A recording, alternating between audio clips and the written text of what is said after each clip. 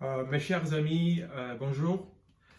Aujourd'hui, je voudrais vous parler d'un concept important qui est notre capacité de réserve fonctionnelle. La dernière fois, je disais qu'à 40 ans, on avait déjà 20 ans d'expérience dans le vieillissement. En fait, cela est lié au fait qu'en physiologie humaine, de la naissance à 20 ans, on est dans une phase de croissance continue et on arrive vers 18-20 ans avec notre capital santé au maximum, avec des réserves fonctionnelles au maximum. Mais dans la vie de tous les jours, on ne s'en rend pas compte. Prenons l'exemple de deux personnes dans un jardin public, l'une à 20 ans et l'autre à 50 ans. On suppose que les deux ne sont pas entraînés.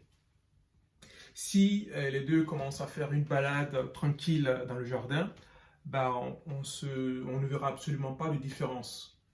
Par contre, si on leur demande de faire le tour du jardin en courant, on verra que l'une des deux aura du mal à suivre et je vous laisse deviner laquelle. En fait, bien sûr, cette personne de 40 à 50 ans aura du mal à suivre. Cela n'est pas lié au fait qu'elle soit malade, mais sa capacité de réserve fonctionnelle ayant diminué, elle a du mal, elle n'a pas assez de ressources pour faire face à l'augmentation de la demande liée à la course. Mais est-ce que cela est une fatalité? Absolument non. Aujourd'hui, on sait que l'exercice physique, et en particulier l'exercice physique contre résistance, permet d'augmenter notre masse musculaire.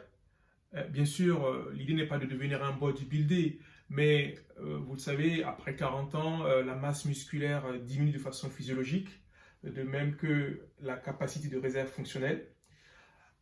Donc, en augmentant notre masse musculaire ou du moins en stabilisant sa perte, on stabilise également notre réserve fonctionnelle et ce qui nous permet justement de faire face à l'augmentation de certaines demandes physiologiques.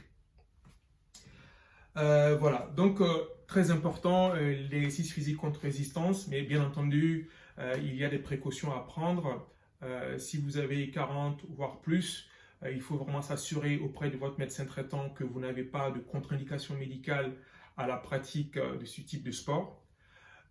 Également, si vous n'avez pas l'habitude, demandez l'aide d'un coach sportif, surtout pour avoir la bonne posture, pour ne pas vous faire mal.